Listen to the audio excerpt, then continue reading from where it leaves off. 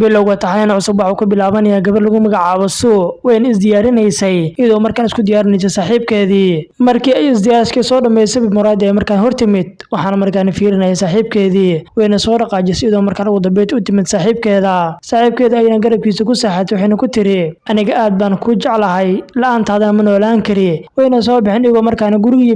markay yimaadeen waxay bilaabeen inay farac ciyaaraan waxayna hayeen laba aad isku jecel meel kastana way isku raaci jireen daawad intaan muuqaalka si guud gelin canshuurta iska bixiyeen oo la garay muuqaalka hadda dalkan ku cusubtaana ka mid noqon saaxiibada ugu xiran guri yar ayna deganayeen halkaas ayna siiga baashaaliyeen iyagoo waqti xadirkan cunto iska cunayay baasta ay halkaas ku cunayeen wayna sheekeysanayeen inkastoo gabadhan ay soo raadinayso qofkaasna waxa uu aabaheeda welina way laadahay ilaa yaraanteedina way raadinaysaa saaxiibkeedina waxay kala tashanaysay qaabkii markaan ku raadin lahayd aabaheeda isagana wuxuu ku yiri ma dhib malahan waa la heli doonaa aabahaga waa haddii aan juhdi badan bixino inta kadibna gabadhii Sue waa la soo wacaya waxaan markaan soo wacaysay eedadeeda waxayna ku tiri waana digu timaada sida ugu dhaqsiyaha badan inta kadibna waxa markaan nala bariyaa kambanigana waxa xogaya ka ah wiil yar oo dhalinyaro ah dhammaan shaqaaleyna way wada fiirinayeen maadaama hadda isagu u cusba wuxuuna markaan u socday milkiilaha kambanigan wiish ayna soo kareen isagii gacanyarihiisii ugu dambeeyayna wax markaan u imaanayeen milkiilihii kambaniga waxaana weerarna ninkan uu yimid oo milkiilaha kambaniga inuu yahay aabihiisa markuu wiilkiisa arkay aad u farxay wuxuuna ku yiri hay wiilkaygii soo dhawow sanado badan ayaa diga maqreed balse aad baad u kortay aad baad u qurux badnaatay laakiin run ahaantii waxaad u egtahay hooyadaada waxaa tahay hooyadaadii oo aan biyo ismarinin ku soo dhawow familkan cusub iyo kambanigaaga soo fariiso wayna wada fariisteen waxayna bilaabeen inay markaan wada sheekaystaan haweenaydii eedadiiseedna shaaxaya u keentay waxayna bilaabeen inay markaan u sheekaystaan si aad u qoto dheer waxaan markaan aabihiisi ku yidhi aabanii kambanigana weyn ayaan leeyahay kambanigan ayaan maamulaa eedadaadana sidoo kale way la talisaa oo wuxuu kambanigani ka shaqeeyaa ilaa qaaradda Afrika qaarad kastana waa uu tagaa isagana wuxuu ku yiri kulli aabadi malahan kulli waxaan filayaa mar hore inaad ii magacaawday xogahaye inta kadibna waxa markaan gabdhii Sue iyo saaxiibkeeda oo markaan soo cararay waxayna markaan ugu dambeeyay u yimaadeen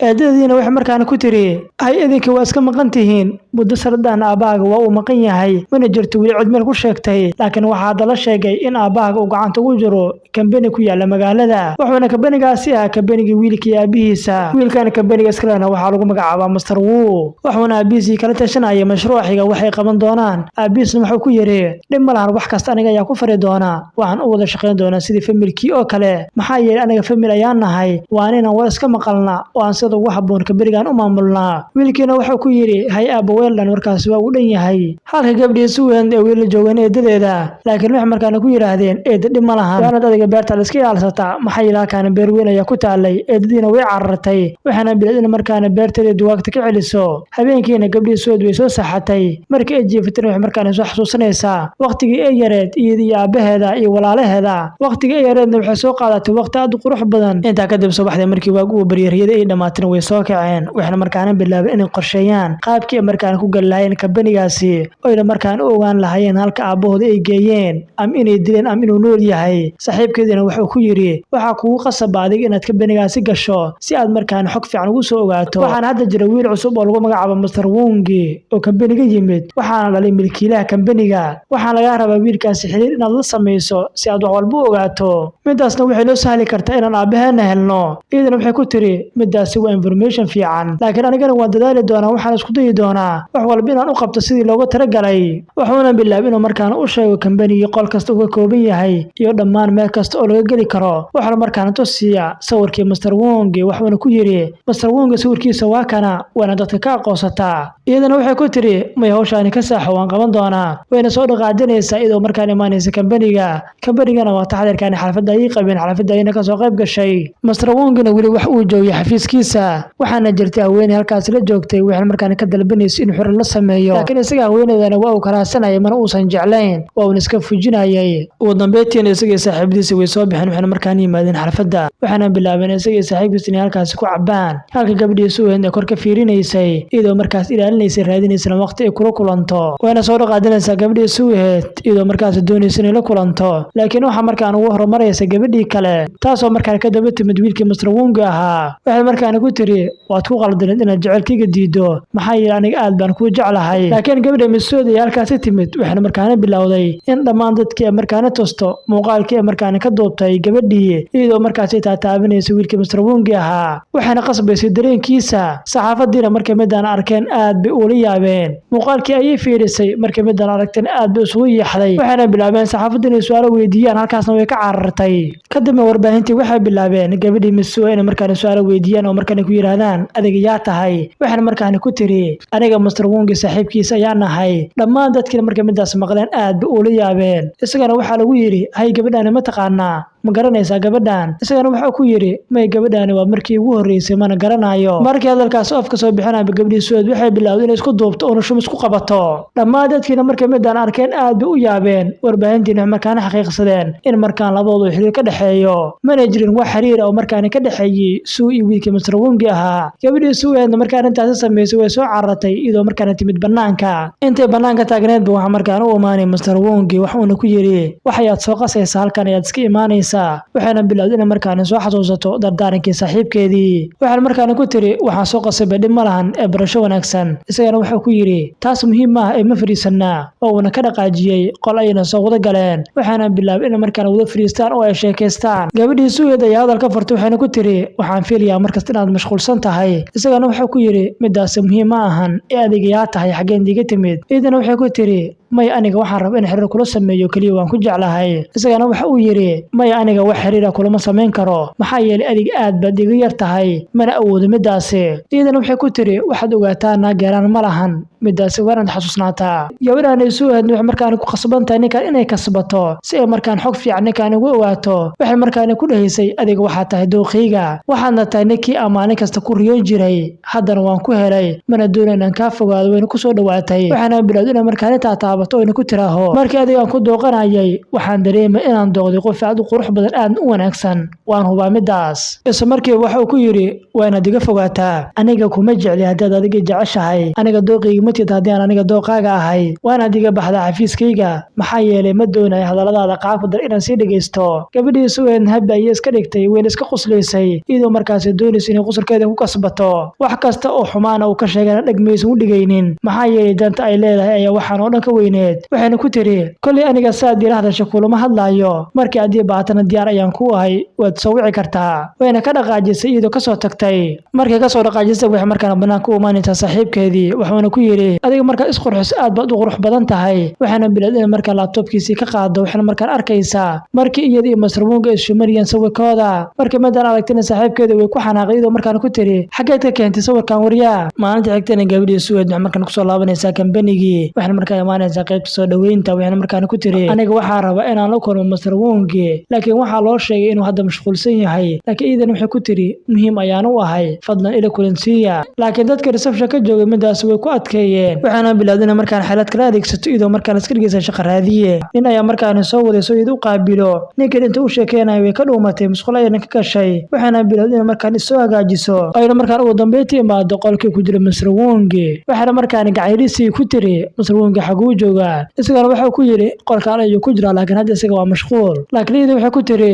waad ogtahay aniga Mr. Wong wax naga dhaxeeyo waana qalad inaad celiso sidaas aaweed way soo galaysaa idoo markaan u soo gashay gudaha markii gudaha soo gashay waxa ku tiri waxaan fiiray inay maalintaada fiican tahay isagana waxa ku yiri dib maad igu soo laabatay idan waxa ku tiri ha isagana waxa ku yiri maxaa kan ka soo doontay idan waxa ku tiri waan ku sheegaya laakiin marka hore waan hadii timaada isagana waa uu soo dhaqaajiyay waa uu u yimid markii uu yimid waxa bilowday inay markaan gacmo isku bilowdo intay gacmo-gacmeynaysa waxay bilowday inay markaan dhammaan jaakadiisii ka jeexdo markii jaakada ay ka jeexday waa uu xanaaqay isagoo ku yiri qasaar ayaa digrisay waa uu ka istaagay markii uu istaagay wuxuu markaan arkay in jaakadii jawaabkeeda markaan baaranayso wuxuuna ku yiri maxaad la baaranaysaa jawaabka idan waxa ku tiri may kaliya kaarkaaga ayaan raadinayay isagoo inuu ku soo dhawaaday ayaa wuxuu ku yiri tootir aniga waan ka shakiyay midaas waa xaqiiq wax ayaan kugu tuhmaya idan waxa ku tiri midaas adiga ayaa u maleeya ugu dambeeyay way ka soo tagtay oo markaas ku tiri hay kula dambe wixii sila ka sii tagaya wayna soo dhaqaajisay Mr. Wong waa uu soo baxay isagoo markaan ugu maanaya aabihiisa waxaana bilaabay aabihiisa inuu markaan wada sheekaysi la qaato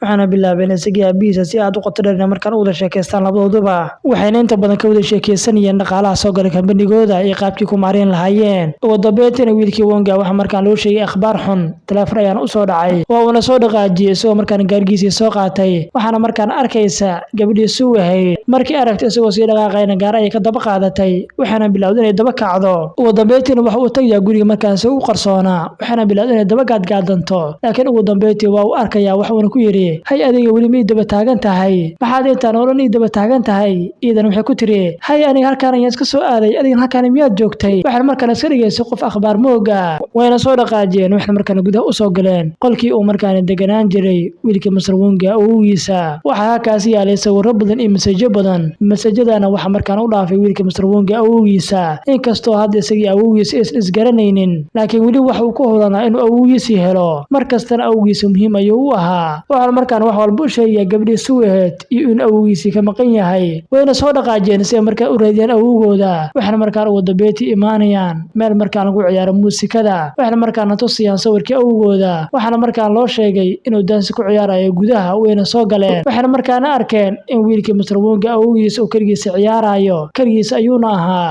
intuu ciyaartii wadiba waxa markaan ku dhahayaa gabadhii suuheed hay ma timid wayna hadii imaada si aad la ciyaarto gabadhii suuheedna way u tagtay waxuuna bilaa inuu la ciyaaro waxaan markaan suureysanay xaaskiisii oo ma uusan u jeedin gabadhan oo dhan suu ah waxayna leeyahay inuu markaan la ciyaarayo xaaskiisa maadaama uu xaaskiisii aad ugu xiisay ciyaartii markay dhamaatay way soo baxeen markii ay soo baxeenba waxa markaan ku yiri aad baad ugu mahadsantahay ciyaartaada la ciyaartay laakiin tii socday ma gabadhii suuheed ayaa dhacday gacanta ay qabtay wiilkii Mr. Wonga ahaa laakiin awooga ayaa ku yiri maxaa ku geeyay xaaskayga waa inaadan taabanin laakiin iyada waxay ku tiri mogid miyaa wiilkan inuu wiilkaaga yahay awow ayaad u tahay isagana waxa ku yiri midaan oo aniga ma ogeen waaba mooga maxaa yeelay isaga aad buu u weynaaday inta ka dibna gabadhii suuheed waxay ka soo hormaraysaa ninkii Mr. Wonga ahaa waxaan markaan imaanaysaa xafiiskiisa waxaana bilowday in halkaas cadeemo badan ka raadiso si markaan xog fiican ugu ogaato aabaheeda wax badan ayna halkaas ka raadisay laakiin waqtigeeda aad buu ugu yaraa waxa markaan ku soo dhawaa wiilkii Mr. Wonga ahaa ugu dambeyntii wiilkii Mr. Wonga ayaa markaan imaanaya isagoo markaan soo degay gaarigiisa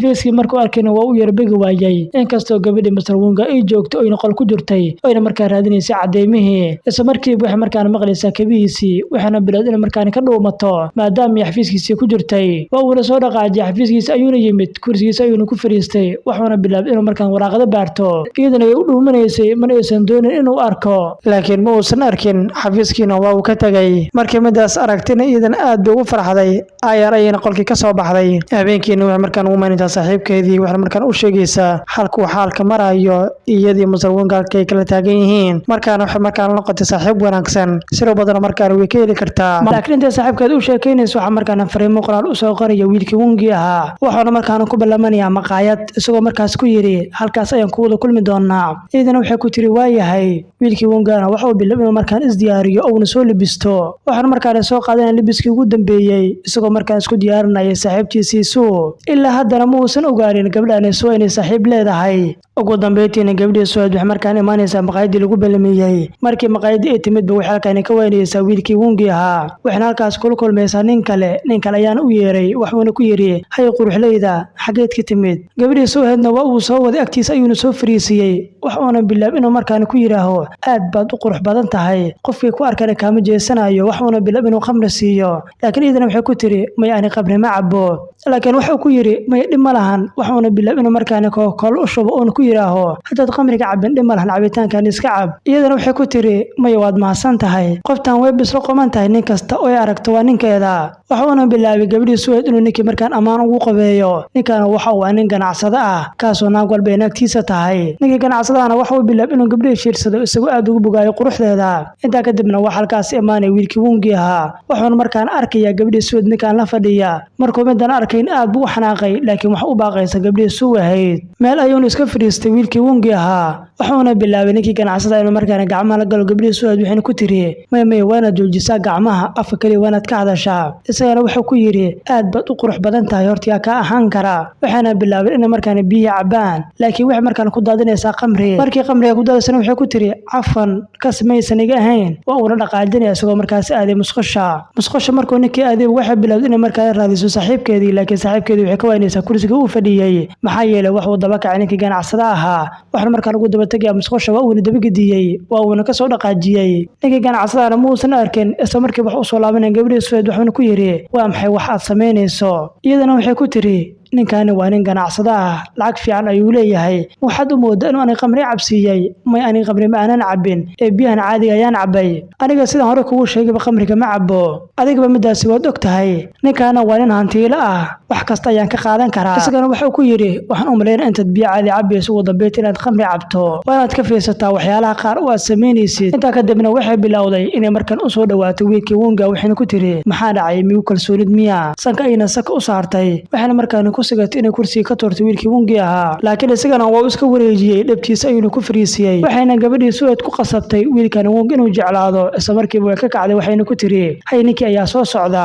ninkan markaan kala dhamaan ayaa adiga sheekaysan doonaa wiilkii Wonga halkaas way ka dirtay kulli aniga sheekadani ma aanan fahmin ugu dambeeyay ninkii ganacsada ayaa halkaas yimid markii halkaas uu yimid way wada fariisteen wuxuuna ku yiri hay adiga markaan ku soo laabtay aad u si qurux badnaatay maxaa dhacay gadaasheeda maxad marsatay iidan waxay ku tiri may wax sidaas ma jiraan wuxuuna bilaabay markale inuu markaan qamri u shubo qamrigeeda ayuu markaan u dhiibay qamriga markii uu dhiibay waxay bilaawday inay gadaal ku shubto ugu dambeeyayna ganacsadii wuxuu markaan soo wadiyaa gabadhii Suweyd waxay iska dhigaysay mid marqaansan waxayna markaan isku haleynaysay wiilkii Wonga inuu ninkaan ka dhicin doono laakiin ninkii Wonga dhalinyar ayaa dhaxd u gashay waxayna bilaabay inay cilciliyaan midana ninkii Wonga lugooy ay ku noqotay halka gabadhii markaan gaarigii lagu xirtay ganacsadiina waxa uu bilaabay gabadhii Suweyd halkaas kala dhaqaajiyo wiilkii Wongana waa uu ka soo gaari waayay gaarigiina waa uu ka tagay markuu midana arkay wiilkii Wonga aad buu u xumaaday inta ka dibna wiilkii Wonga waxa markaan wacay gacan yarihiisii waxaan markaan ku yiri waana dii fiirisaa dhammaan kaamirooyinka wadooyinka muhiim ayaan u ahay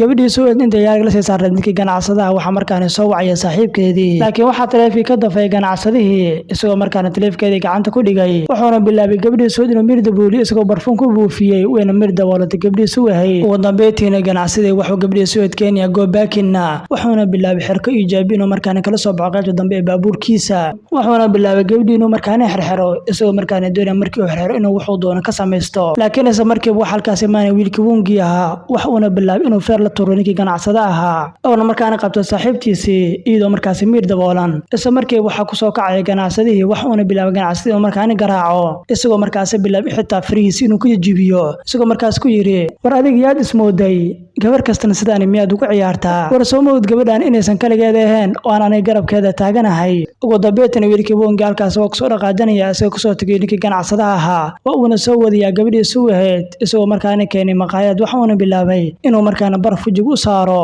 ugu dambeeyayna way soo kacday iyadoo markaan sarqaankii ka soo kacday maxaa yeelay sun ayuu ku buufiyay halka ganacsadihiina oo markaan ku rafaadsan goobtii baakin ka ahayd maxaa yeelay wiilkii Wonga ayaa jeebadiisii wax uu kula xiray bir jeebadii ayuuna iska furi laayahay isagoo aad u murugsan inta ka dibna wiilkii Wonga wuxuu markaan soo wadiyaa saaxiibtiisina xitaa jaakadiisa ayuu u siibay waxna markaan ku tiri hay ninkii ganacsada xageen u soo tagnay isagana wuxuu ku yiri midaas waxba kama faa'iideysid waana naga soo wadaa subaxdiina wuxuu markaan imaanaya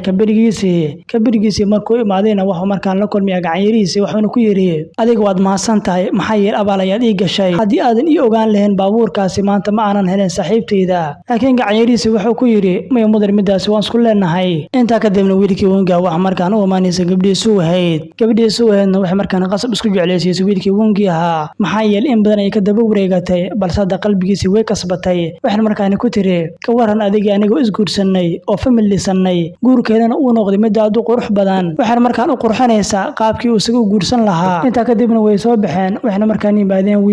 wiifowga ay ku fariisteen waxana bilaabay inay ku sheekaystaan laakiin gabadhii Suweyd ayaa bilowday inay markaan ku ruuxdo wayna isku ruuxeen labadooduba laakiin waxa jiray kaamirmaan sawir ka qaadayay laakiin wiilkan Wonga ma uusan ogeyn oo warboog ayuu ahaa laakiin gabadhan Suweyd kaamirmaankan iyada ayaa soo ijaaratay si ay markaan cadeemo buuxdo ugu dhigato inta ka dibna way soo dhaqaajiyeen waxna markaan yimaadeen gurigooda cusub markay yimaadeen waxa joogtay yaanyuur qurux badan yaanyuurtii iyo markaan soo qaateen gurigooda ay markaan gudaha u soo galiyeen waxaana bilaabeen yaanyuurtii markaan aad ugu xanaanayaan gurigoodii inta ka dibna gabadhii Suweyd iyo saaxiibkeeda Wonga way soo raaceen iyagoo markaan isku soo raacay casho wadareed waxaana bilaabeen iyagii asxaabtooda inay halkaas ku wada cunteeyaan halkaas ayna cunto aad qurux badan ku wada qaateen iyagoo halkaas ku wada cunteeyay waqti fiican ku wada qaatay habeenkiina mar guriga yimaadeen gabadhii Suweyd waxay bilaawday inay markaan saaxato inta ay jiiftay wax markaan u imaanay wiilkii Wonga wuxuuna ku yiri waan aad ka kacdaa maxaa xilliga aad jiifto waagii markii uu bariiba gabadhii Suweyd kacaysa iyadoo markaan yaanyuurtii ku dul ciyaarayso isla markii wiilkii Wongi ayaa markaan musqusha ka soo baxay isagoo markaas feer qaawan waxaan markaan ku tiri war adiga feeraha maanay qarsadid maxaa ka qaldan laakiin iyada ma aysan ogeyn baxale waxa ay sameysay isagana wax uu bilaabay inuu markaan la bisto oo markaan isku diyaariyo shaqadiisa Soomaaliya hadii si loo fiiriyo dhaqankeena waa mid aad u sooban kaasoo ka nasahan dhammaan xumaan oo dhan wadamada kale dhaqankooda waa dhaqan aad u qaab daran taasoo ay u dheertahay gaalnimo subaxii markii la gaaray buu markaan ku yiri aniga wax aad shaqadayda laakiin waxay ku tiri inta aadan iga tagin waan adii sheegtay xalay wax aad sameysay wuxuuna bilaabay inuu markaan taasoo video ay xalay doobtay kaamirasiida wuxuuna ku yiri xalay sidaan ayaa dhahayd xalayna waa uu soo qaaday sariirta ayuuna jiifiyay iyadoo markaas sarqaansan laakiin iyadana way diiday inuu isaga ka tago maxaa yeelay way sarqaansaneed wayna kula dhagtay wuxuuna ku yiri wax kasta oo xalay kugu dhacay adiga ayaa sabab u ahaa aniga sabab ma aanan u ahayn isla markii markaan albaabka ayaa loo soo garaacay waxaana markaan albaabka soo garaacday gabar kale gabadhana sidoo kale waxay jeclayd wiilkii Wongi waxayna ku tiri gadaashii waa si qurux badnaatay isagana waxa ku yiri xagee u socotaa laakiin iyadana waxay ku tiri hadiid ayaan ku wada maxad ii hortaagan tahay wayna soo dhaqaajisay wayna fariisatay waxaan markaan arkaysaa gabadhiisu wahayd waxayna ku tiri hayalkaana gabar ayaa ku joogta miya waxaana bilaabeen halkaas ku wada cunteeyaan ee halkaas ku sheekeysanayay wada beetina waxay aadeen kambanigi marka shaqadii soo dhameysteen way soo laabteen markii ay soo laabteen gabadhii kale waxay diiday inay ka tagto waxaan markaan ku qasbanaatay inay la saaxato laakiin gabadhan kale waxay mid aad u fuli ah markii aragtay gabadhii Suud oo markaan urdiisan waxay ku tiri adeeg khiyaanooli ayaa tahay laakiin gabadhii Suud ee markaan ku kacday waxayna ku tiri maxaad sheegaysaa waxaan ku tiri maya wax sidaas ma aanan sheegin waxayna bilaawday in markaan gacanteedii qabsato ku tiraaho waana kula saxlaasada saaxiibteedii oo kale waanad midaasi ogaataa markay diibteen gugacay maqleen waxayna bilaawday qoftii kale inay qayliso ku tiraaho aniga hurdo dhan igama soo dhacayso waana leer ii daartaa waxayna bilaawday gabadhii Suud ee markaan shumac u daarto wayna soo baxday gabadhii Suud iyadoo markaan soo aaday banaanka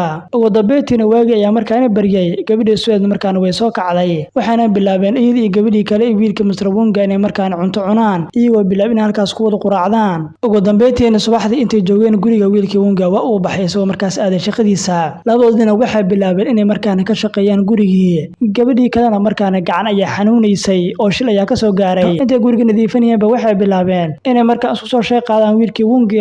waxayna bilaabeen in markaan isdigaalaan intay isdigaalayeenba waxa halkaas imaanay wiilkii Wongi waxaana bilaabay inuu kala celiyo kuna yiraaho war adinka ma waalateen maxay tahay sababta isku digaalaysaan xalimooyinkana waxay bilaabeen inay mid kala eedeyso gabadhii Suud waxay bilaabeen halkaas ka dhaqaajiso wiilkii Wongi markuu ka daba tagay reebin gabadhii kale markaan ka reebtay waxayna ku tiri iska lafa baxday looma baahna iyada ugu dambeeyay wiilkii Wongi waxa markaas ku diyaarinaya safar isagoo doonay inuu safar aado laakiin waxa lama filaan halkaas ugu imaanaysa gabadhii Suud waxay markaan ku tiri hay xageed rabtaa inaad aado laakiin isagana wuxuu ku yiri adiga xaggaada ayaa u soo socday adiga maxaad halkaan ka soo doontay iyadana waxay ku tiri aniga xageen kaaga maqnaanaya waa qasab inaan ku imaado laakiin waxay ku tiri marka hore waan adila hadashaa waan ogaa inaan waa qaldanahay laakiin waxa diyaar u inaan ku raali geliyo laakiin isagana wuxuu ku yiri midaas muhiim ma ahan laakiin iyadana waxay ku tiri aniga ma jirto kulli meel aan kaaga harayo wayna soo wada dhaqaajin iyagoo markaan ugu dambeeyay soo wada fuulay gaarigooda wayna soo baxeen wayna soo raacday intii wadada ku soo jireenba way sheekeysanayeen laakiin ugu dambeeyay wiilkii Wongi wuxuu ku leeyahay waan diga dagtaa maxaa yeelay halkan ay xaafadaada ka dhowdahay aniga ma rab inaan soo laabto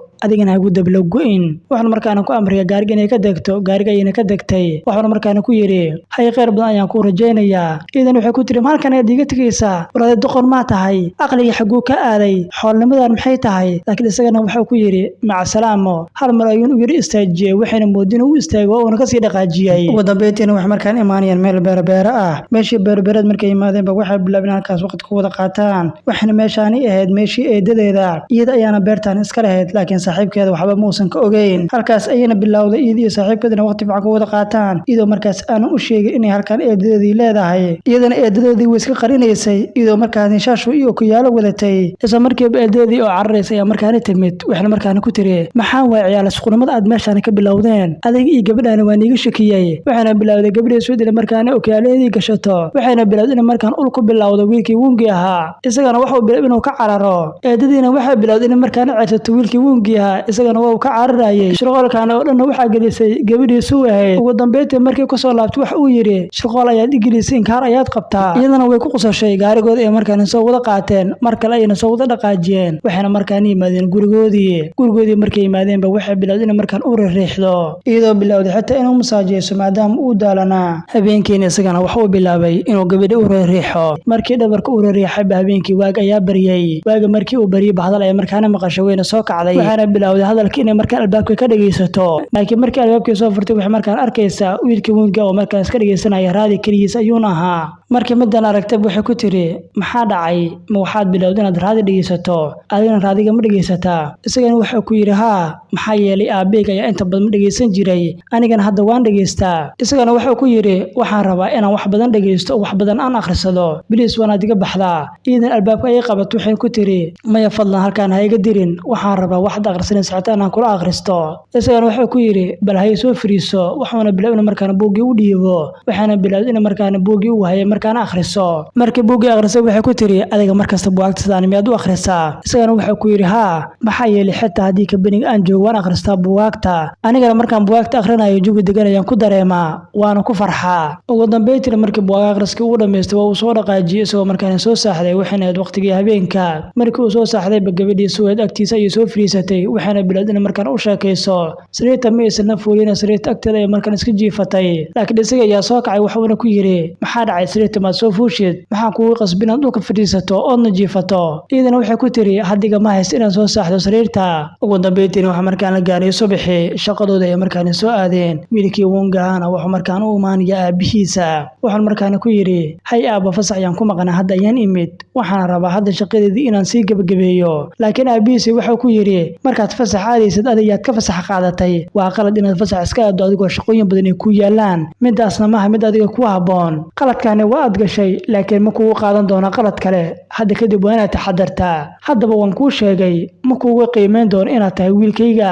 waanaad midaasi ogaataa haddana waanaad iga dhaqaajisaa oo wana ka soo dhaqaajiyay xafiiskiisa ayuu markaan yimid howlihiisa ayuu bilaabay inuu markaan sii wato laakiin waxa markaan u imaanaysa gabadhii Suweed gabadhii Suweed intii la joogtay waxa markaan daaqada ka arkaya gabar kale waxaana bilaabay gabadhii Suweed markaan gacanta soo qabto oo dhabtiisa ku firiisiyo isagoo markaan la jilaayay romantic waxayna ku tiri maxaa ka qaldan isagana waxa ku yiri marka hore waanad fiirisaa daaqada aniga waxaan rabaa qof walba aan u muujiyo adigana ku jeclahay iyadana waxay ku tiri aniga ba sidoo kale laakiin qoftii ku mashquulsanayd waxa markaan u imaanay gacan yari waxaana ku yiri maxaa ka qaldan maxaad ninka fiirinaysaa xafiiska soo naag weyn ma tihid maxaa kaasi iyadana waxay ku tiri may wax sidaas ma jiraan kaliya meeshaan ayaan iska fiirinayay gacan yarina waxa ku yiri hool ayaa ku tala wanaad hawshaada qabsataa gacan yarina waa uu soo dhaqaajinay isagoo markaan u imaanay soo Wonga gabadhii Suweed waxay bilaabeen halkaas ka dhaqaajiso kadibna gabadhii Suweed wiilkii Wonga way soo wada dhaqaajiyeen iyagoo markaan soo wada aaday gurigoodii intii dhex soo socdeenba waxay bilaabeen markaan soo dukaameystaan ugu dambeeytii markaan gaarigooda ay markaan soo qaateen intii gaarigii ku jireenba waxay markaan dareemayaan in wili ay dib taagan tahay gabadhii waxaana bilaabeen gaarigii dhexdiisna waad ku wada qaataan iyagoo xitaa bilaabay gaarigii dhexdiisna ku wada qaataan shumis aad u qurux badan ugu dambeeytii waxay markaan imaanayaan guriga iyagoo markaan soo dukaameystay guriga markay yimaadeenba waxay bilaabeen inay markaan fridge kala soo baxaan wixii cun lahaayeen waxaana bilaabeen inay markaan iska yar cunteeyaan halka wiilkii Wonga oo markaan iska jiiftay maadaama uu daalanaa subaxdii markii la gaaray way soo wada libisteen waxaana bilaabeen inay soo dhaqaajiyaan oo markaan soo wada aadaan shaqadooda laakiin intay sanbixin gabadhii Suweed waxay bilaawday inay saaxiibkeeda istaal ka saxdo kuna tiraaho waa inaad istaal ka saxdaa maxaa yeelay waxaan ogahay inuu san jirin qof kale oo ku sixi doona wayna soo wada dhaqaajiyeen wiilkii Wonga wuxuu markaan imaanaya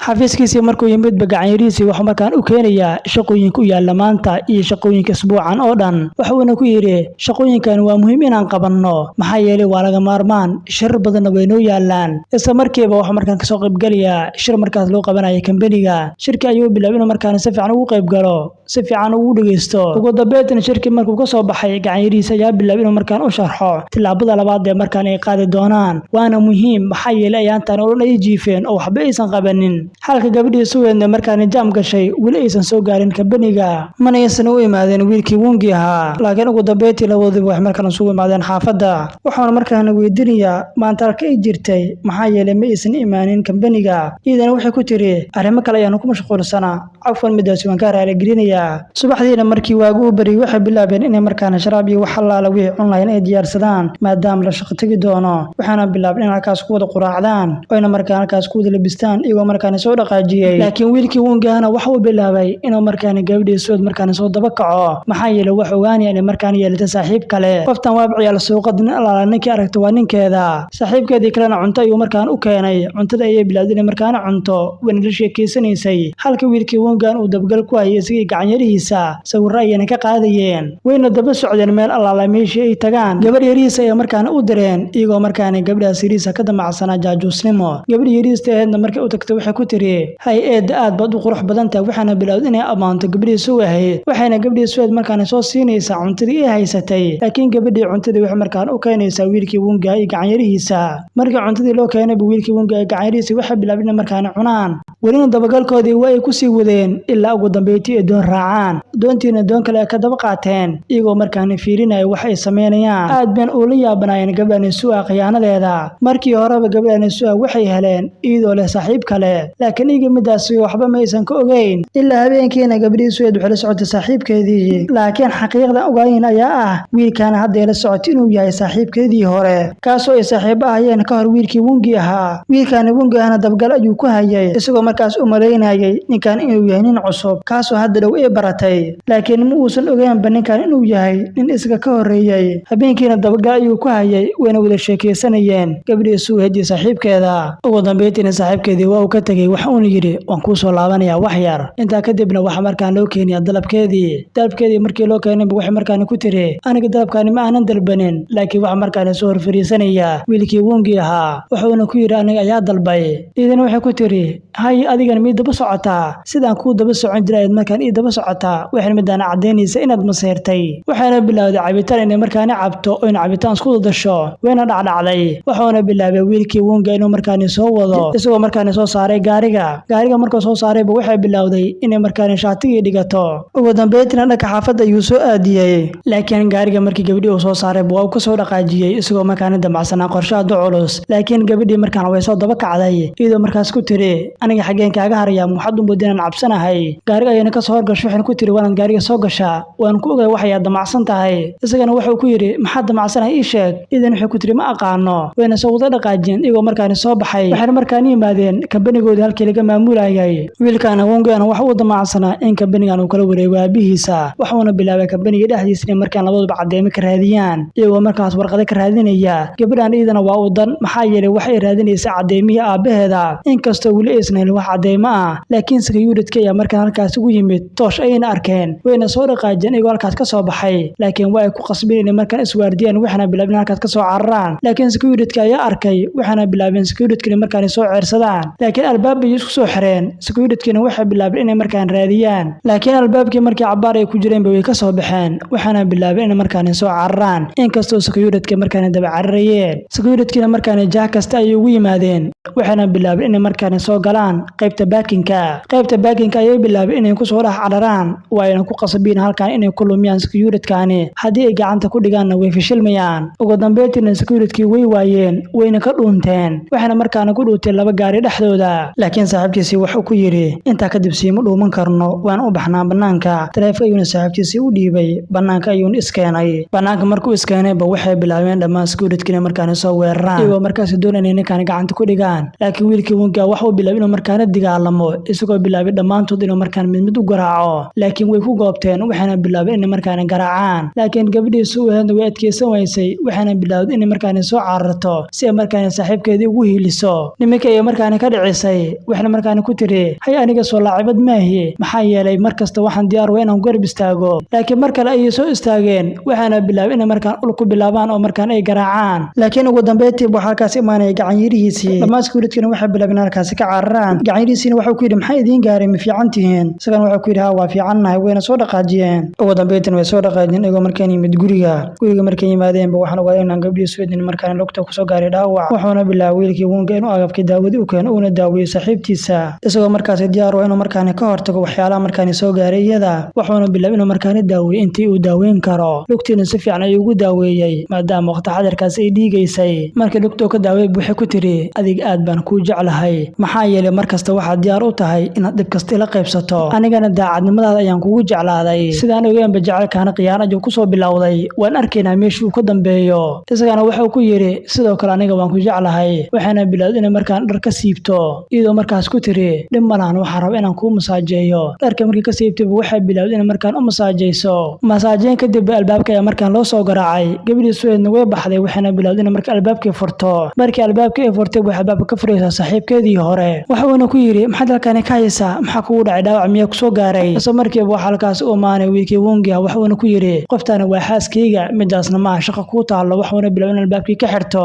wuxuuna ku yiri saaxiibtiisa macalaniga ayaa garabkaaga taagan waana iska ilmaantaa ninkan cid uu yahay waana arkay mar badan adigoo la socda laakiin mar raba mar dambe agtiisa kugu arko gacan yariga Wongina wuxuu markaan ku qabsanaya qoftii dhibka badneed taasoo jecleed wiilkii Wongi ahaa wuxuu markaan ku yiri adigu waad ogtahay Wongi inuusan ku jecleen oo markaa uu iska reebayo ka waran aniga hadii aan ku dibiro oo aan oga saaxiibkaaga idina wuxuu ku tiri midaas way fiicnaan lahayd laakiin waxa rajaynaya maalin inay dhacdo waxaana bilaabeen halkaas inay ku wada sheekaystaan laakiin waxa jirtay qoftoo kale oo rufiyaan oo korka fiirinaysay inta kadibna waxaan aragnay milkiilihii saaxiibtiisa gurigiisa ayuuna joogay oo uu iska raaxaysanayay saaxiibtiisa ayaan markaan u sheekeynaysay waqti fiican halkaas ku qaadanayay laakiin ugu dambeeyay waa uu soo istaagay asagoo saaxiibtiisa ku yiri hawl badan ayaa ii taala inta kadibna waxaan markaan aragnaa dalxiisyaal badan oo markaan bas ku socday waxaana dalxiisayaasha kamid ah wiilkii Wongi iyo saaxiibtiisa soo waxayna markaan yimaadeen meel kayn ahayd oo aad u qurux badneed waxaana bilaabeen dalxiis kale in markaan ku raaxaystaan wiilkii Wongi wuxuu bilaabay in markaan saaxiibtiisa oo markaan siiyo jaakadiisa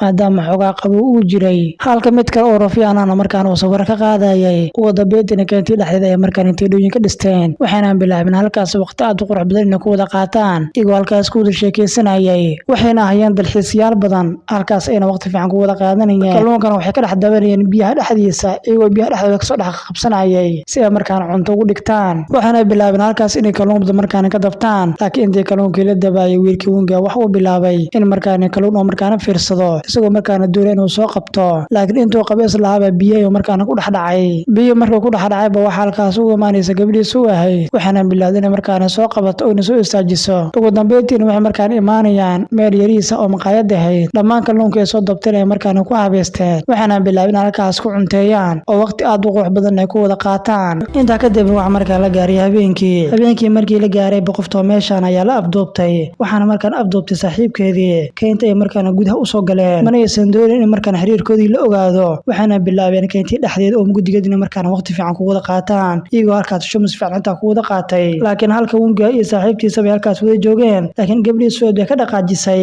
laakiin gabadhii Suweed waxa markaan arkaysa labadii keenta ku dhex jirtay oo markaan keenta dhexdeeda waqti ku wada qaadanaya markii midaan aragtay aad u la yaabtay maxaa yeelay marka hore ma aysan ogeyn labadooda in xiriir ka dhaxeeyo waxaana bilaabay in markaan soo dhuuntaan oo gacanta markaan isqabsadaan iyagoo markaas aan u maleeyeen inaan la arkaynin waxaana bilaawday gabadhii in markaan halkaas ka dhaqaajiso wiilkiina halkaas ayuu ugu haray inta kadibna wiilkii meeshii mugdeed waqti kula qaadanaya wax markaan u imaanaya gabadhii Suweed oo markaan kaligeed meel taagan wixii ay aragteen aad u la yaaban waxaan markaan ku yiri hay kaliga maxaad meeshaan ka haysaa dhaladan hoo qabso waxaad fiirisaa xidigaha dhalada ay qabsatay waxaana bilaabay in markaan xidigaha fiiriso waxuuna ku yiri xidigaas xitaa adiga ka qurux badan waxaana bilaabay inuu gabadhii u suuroodo isagoo markaas doonayay qoftan xitaa inuu ku daro laakiin isla markiiba waxa halkaas u imaanaya wiilkii Wongi